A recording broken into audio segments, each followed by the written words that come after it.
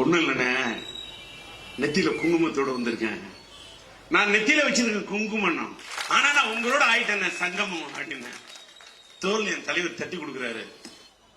இதுக்கு எல்லாரும் பல அர்த்தம் கற்பிக்கலாம். நான் சொல்லுவது சத்தியம். ஒரு துடிப்பு, எனக்குள்ளே ஒரு படபடப்பு, என்னையும் மீறி ஒரு ஈர்ப்பு. காரணம், நான் கலைஞரால் கண்டெடுக்கப்பட்ட இந்த படகின் துடுப்பு. எனக்கு ஈடுபாடு கொண்ட ஈடுபாடு தந்த கருப்பு சிவப்பு. நானும் ஒரு காலத்தில் கலைஞரின் அன்பு உடன் பிறப்பு. இந்த உடன்பிறப்பின் மீது எனக்கு எப்படி வரும் வெறுப்பு? இப்படி ஒரு கூட்டத்துக்கு அழைத்தால் வந்து நிற்பது எனது பொறுப்பு. இதுதான் இந்த கூட்டத்திற்கு என்னுடைய முதல் தொகுப்பு. காரணம், நான் கலைஞர் கண்டெடுத்த கண்டுபிடிப்பு. எனக்கு தாயும் மாணவன், தந்தையும் மாணவன், தமிழும் மாணவன், தலைவனும் மாணவன். எனக்கு அண்ணனும் மாணவன், எனக்கு அன்பும் மாணவன், அறிவும் மாணவன், எனக்கு அரணும் மாணவன். ஏன் என் குருவும் மாணவன், என் கொள்கையும் மாணவன், என் கொடியும் மாணவன், என் உயிரும் மாணவன், என் உணர்வும் மாணவன், என் உறவும் மாணவன், என் உடன்பிறப்பும் மாணவன், என் இதயமும் மாணவன், என் உதயமும் மாணவன், என் உரிமையும் மாணவன், என் தலைமையும் மாணவன். தமிழும் மாணவன், என் தலைவனும் மாணவன். இப்படி பேசக்கூடிய நான் வித்தியாசமானவன், அவரால் உருவாக்கப்பட்ட மாணவன். இப்படி இல்லாமல் பேச முடியும்னு பேசக்கூடிய ஒருத்தனை தட்டி கொடுத்து அழகு பார்க்கக்கூடிய ஒரு நல்லிணக்க நாயகர் கலைஞர் இந்த தலைப்பு சொல்ற. இதை விட வேற உதாரணம் சொல்ல முடியாது. அவரை பத்தி பேசினா பக்கமா பேசிட்டு இருக்கலாம். அப்படி யாரை எப்படி உட்கார வச்சு அழகு பார்க்கணும்னு தன்மையுடைய தலைவர் மட்டும்தான் நினைச்சேன். ஆனா நான் என்ன நினைச்சேன், இப்படி சொல்ற அண்ணன் சேகர் பாபு அண்ணன் கூட ஒரு விஷயத்தை நான் பதிவு பண்றேன். நான் கலைஞரெல்லாம் இப்படி பார்த்தேன், கலைஞரை பக்கத்துல இருந்து இப்படி பார்த்தேன். ஆனால் யாரை எப்படி நடத்தணும், எப்படி வச்சிருக்கணும். இன்னைக்கு சேகர் பாபு நான் பாக்குறேன், மருந்தீஸ்வரர் கோயிலோட கும்பாபிஷேகம் முடிச்சுட்டு எங்க இல்லத்துக்கு வந்தார.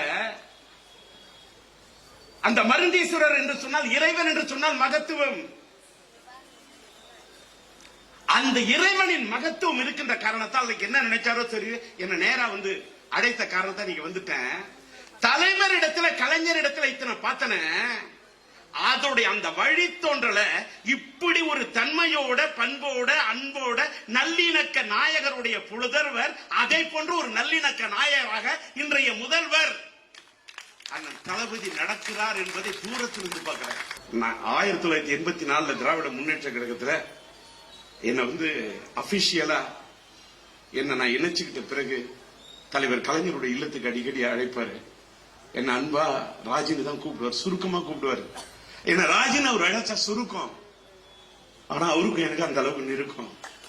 அவர் ராஜின்னு சொல்லும் போதே ஆயிடும் உள்ள இருக்கும். அப்படி ஆலிவர் ரோட்டுக்கு போகக்குள்ள ஆஞ்சநேயர் கோயிலுக்கு போயிட்டு போவேன். நெத்தியில குங்குமம் வச்சிருப்பேன். எனக்கு நடிக்க தெரியாது, குங்குமத்தை அடிக்க தெரியாது. நெத்தியில குங்குமத்தோட தலைவர் வீட்டுக்கு போவேன். இது ஒரு சின்ன பிளாஷ்பேக்.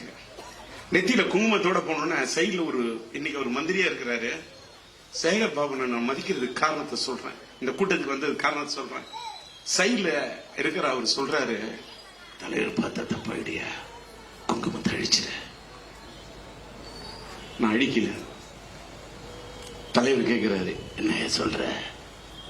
ஒண்ணும் இல்லண்ணே, நெத்தியில குங்குமத்தோட வந்திருக்கேன். நான் நெத்தியில வச்சிருக்க குங்குமம், நீங்க நடத்தக்கூடிய பத்திரிகையே குங்குமம், நான் நெத்தியில வச்ச குங்குமம். ஆனா நான் உங்களோட ஆயிட்டேன் சங்கமம் அப்படின்னு தோல் என் தலைவர் தட்டி கொடுக்கிறாரு. அவரோட நம்பிக்கையை மீறி அடுத்தவங்களோட நம்பிக்கையில குறுக்கிடாத ஒரு தலைவர், நல்லிணக்க நாயகர். அதுக்காகவே இந்த உதாரணத்தை சொல்றேன். இதுக்கு எல்லாரும் பல அர்த்தம் கற்பிக்கலாம். நான் சொல்லுவது சத்தியம், நான் சொல்றது நிஜம். நான் இந்த மேடையில பேசுறது கூட, இன்னைக்கு தமிழக முதல்வரா ஐயா இருக்காரு, அண்ணன் ஸ்டாலின் தான் இருக்காரு. நான் வேற கூட்டத்தில் பேசி அப்படி இப்படி இது பண்ணி எந்த எதிர்பார்ப்போடு வரல. நான் நம்புறது ஒண்ணு, நம்பர் ஒண்ணு நம்புறது கர்மா, அடுத்தது சினிமா.